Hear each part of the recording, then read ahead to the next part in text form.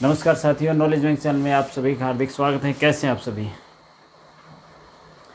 साथियों? दिल्ली पुलिस के बारे में कई सारे आपके कमेंट्स थे कि लाइसेंस के बारे में, कि लाइसेंस में नया कितना होना चाहिए, कितना पुराना होना चाहिए, उसमें क्या क्या चढ़ा हुआ होना चाहिए, कि आपका और कौन सा होना चाहिए, हैवी लाइसेंस होना चाहिए या फिर लर्निंग होना चाहिए या लाइट होना चाहिए, और लाइसेंस कब चाहिएगा। और एक था मेन आपका था कि ओबीसी सर्टिफिकेट आपका कब का होना चाहिए, कितने दिन पुराना होना चाहिए। और एक था एग्ज़ाम, कि एग्ज़ाम आपका कब होने वाला है। और एक स्पोर्ट्स कोटे से रिलेटेड, कि स्पोर्ट्स कोटे की वैकेंसी इसी में है या अलग से है, या और क्या कुछ है, कि स्पोर्ट्स सर्टिफिकेट आपका चलेगा या नहीं चलेगा और कौन सा चलेगा। और एक और की वैकेंसी इंक्रीज होंगे या नहीं होंगी, और एग्ज़ाम कब होगा। आपके ये कई सारे डाउट्स थे, इनको क्लियर करेंगे आज। ठीक है, तो आइए सबसे पहले चलते हैं ओबीसी सर्टिफिकेट पर।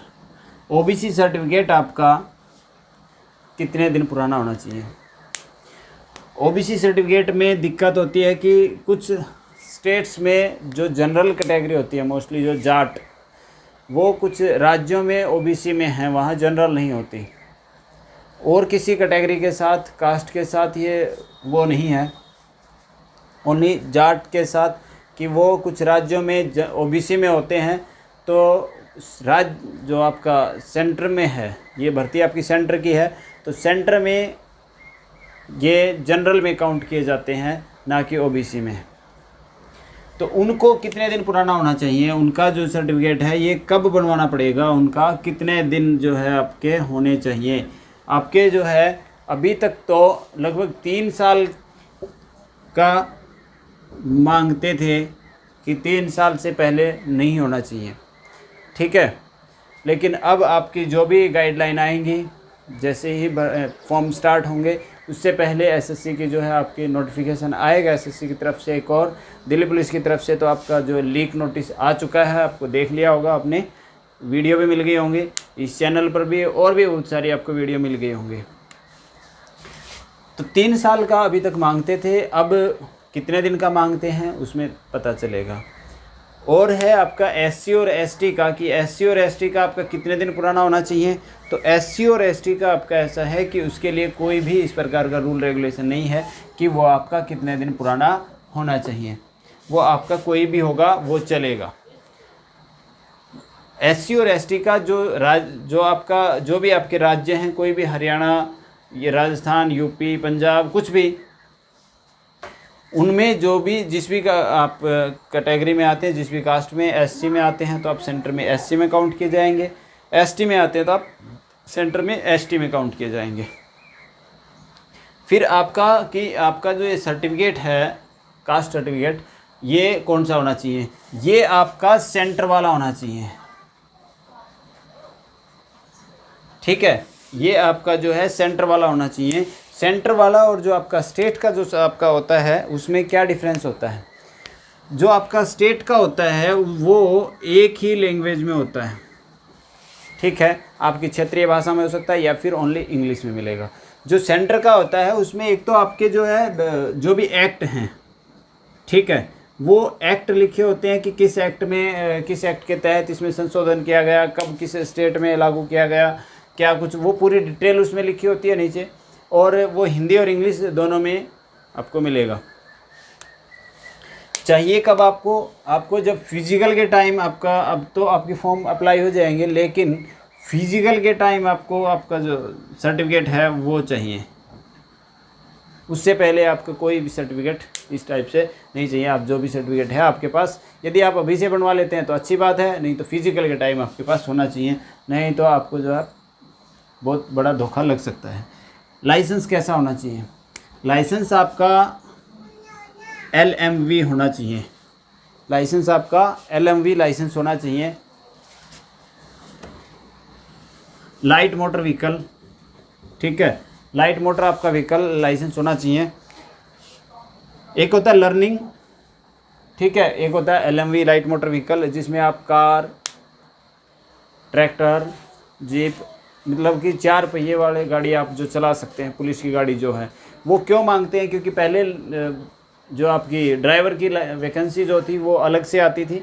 मीन्स कोई भी दिल्ली पुलिस में अधिकारी है या कोई भी जो भी है, जिसको भी गाड़ी मिली हुई है, जिनको भी जो भी अधिकारी हैं, तो उनके लिए एक ड्राइवर की वैकेंसी अलग से होती थी। तो अब लगभग 10 साल के करीब हो चुके हैं, 2010 के बाद ये संशोधन हो चुका था कि जो भी कांस्टेबल होंगे, ठीक है, उन्हीं से ये गाड़ियाँ चलवाई जाएंगी और उनके पास ये लागू कर दिया था कि लाइसेंस होना चाहिए। तो आपके पास लाइसेंस फिजिकल के टाइम चेक किया जाएगा, उससे पहले कोई लाइसेंस चेक नहीं किया जाएगा, ठीक है। और लाइट मोटर व्हीकल आपके पास लाइसेंस होना चाहिए। आपके पास यदि अब भी लाइसेंस नहीं है तो आप अब भी अपना अप्लाई करके आप बनवा सकते हैं आप अपना लाइसेंस। फिर बात करते हैं एग्ज़ाम की। कुछ बोल रहे हैं कि एग्ज़ाम की डेट जो है वो आपकी एक्सटेंड होगी, ठीक है, बढ़ेगी एग्ज़ाम की डेट।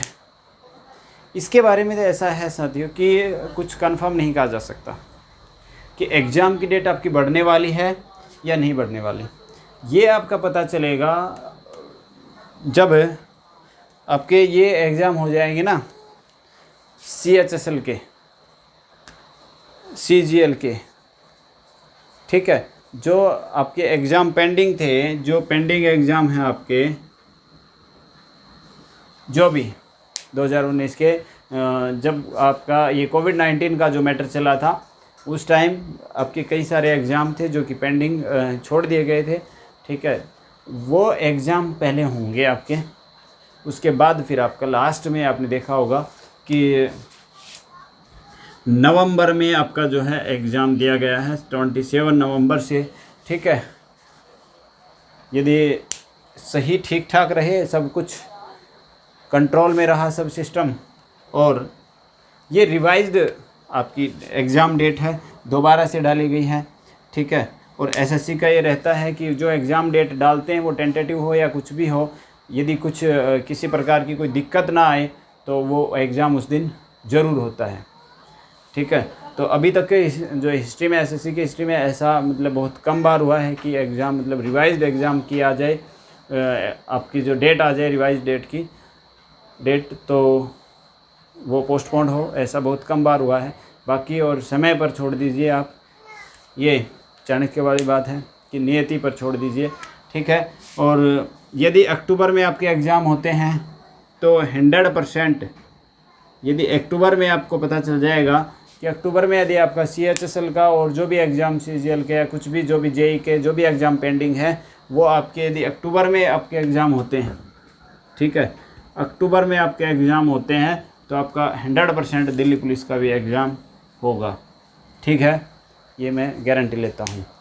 और यदि अक्टूबर के बाद पोस्टपोन होते हैं एग्ज़ाम, तो फिर आपका ये एग्ज़ाम भी पोस्टपोन होगा, क्योंकि पहले वो एग्ज़ाम होंगे जो आपके पहले से पेंडिंग है, ओके। बात करते स्पोर्ट्स की। स्पोर्ट्स की जो है आपको एक स्पेशली कोटा होता है, इसमें रिजर्व सीट होती हैं, जैसे एक्स सर्विसमैन की होती हैं 10%, ठीक है। उसी प्रकार से स्पोर्ट्स कोटे की भी वैकेंसी आपकी रिजर्व होती हैं, तो इसमें कोई अलग से कुछ नहीं है, इन्हीं में है। एक और कि आपकी पोस्ट बढ़ेंगे या नहीं बढ़ेंगे। देखिए कुछ दिन पहले लगभग 2019 में ही एक RTI लगाई गई थी, ठीक है। उस टाइम आपकी जो है लगभग 4800 के करीब, 4800 के करीब पोस्टें बताई गई थी कि इतनी पोस्टें आने वाली हैं। उसके बाद में अब जो RTI लगाई गई थी फरवरी में, उसमें आपकी 5800 ये जो अभी प्लस पोस्टें आई हुई हैं ये आपकी बताई गई हैं, ठीक है। और आपकी ये पोस्ट आ भी चुकी हैं। अब जैसे जैसे टाइम निकलेगा तो जो है आपकी वैकेंसी बढ़ेंगी। ऐसा ही पिछली बार भी हुआ था। और दिल्ली पुलिस में ऐसा नहीं है कि पुलिस को ज़रूरत नहीं है, दिल्ली पुलिस को बहुत सारे कैंडिडेट्स की ज़रूरत है। आपको पता होगा कि 2016 में जब वैकेंसी जो आपका रिज़ल्ट आया था, बहुत सारे ऐसे साथी होंगे कि जिनका रिज़ल्ट 2016 में आया था और कुछ का तो ज्वाइनिंग हो चुकी थी, लेकिन कुछ जो 1 नंबर से रह गए थे या 2 नंबर से रह गए थे, उनको पता है कि उस टाइम जो है एक और नोटिस आया था रिज़ल्ट से पहले कि उसमें 15,000 प्लस पोस्टें आपकी दी गई थी, 15,000 पोस्टों के बारे में कि दिल्ली पुलिस में कांस्टेबल की इतनी वैकेंसियों की ज़रूरत है। ठीक है, तो यदि ये 15,000 भी देखते हैं तो बहुत कम है, और पिछली बार भी कम आई थी वैकेंसी और फिर वो बढ़ गई थी, और ऐसा पीछे भी होता रहा है कि एक बार वैकेंसी जब आती हैं तो उसके बाद कुछ ना कुछ वैकेंसी इंक्रीज़ होती हैं, ऐसा नहीं है कि वो कम होती हैं। तो आपकी चांसेस हैं कि बढ़ सकती हैं, और यदि ये भी होती हैं तो भी अच्छा है, कोई दिक्कत नहीं है। ठीक है, बात है कंपटीशन की, कुछ सोच रहे हैं कि कंपटीशन ज़्यादा है, कि कंपटीशन ज़्यादा उनके लिए जो कुछ नहीं कर रहे, कंपटीशन उनके लिए ज़्यादा नहीं है जो कुछ कर रहे हैं। ठीक है, यदि आप कुछ कर रहे हैं तो कंपटीशन ज़्यादा नहीं है, और यदि आप कुछ नहीं कर रहे तो कंपटीशन बिल्कुल 100% ज़्यादा है। कुछ बोल रहे हैं कि जो पहले की तो जो 2016 की जो भर्ती थी उसके कैंडिडेट अब भी हैं, मतलब कि वो फाइट में हैं और वो बिल्कुल वो वही उन्हीं का सिलेक्शन होगा, ऐसा कुछ नहीं है। उस टाइम कुछ ऐसे भी थे लगभग 30-40% कि जिनकी एज होने में 1 साल या 2 साल मतलब बचे हुए थे, और उसके बाद तो 4 साल निकल चुके हैं। तो एक यदि उस टाइम यदि किसी जनरल कैंडिडेट ने भर्ती देखी थी तो उसके बाद तो उसकी तो वैसी ही एज हो चुकी है। ठीक है, यदि वो 21 का था उस टाइम तो आज तो 25 का हो चुका है वो। यदि 22 का था तो आज वो 26 का हो चुका है। ठीक है, और ऐसे बहुत सारे कैंडिडेट थे जिनके 1 साल या 1.5 साल बचा हुआ था और वो ओवरेज हो चुके हैं, और कुछ अब हो जाएंगे जब फॉर्म आपके आएंगे।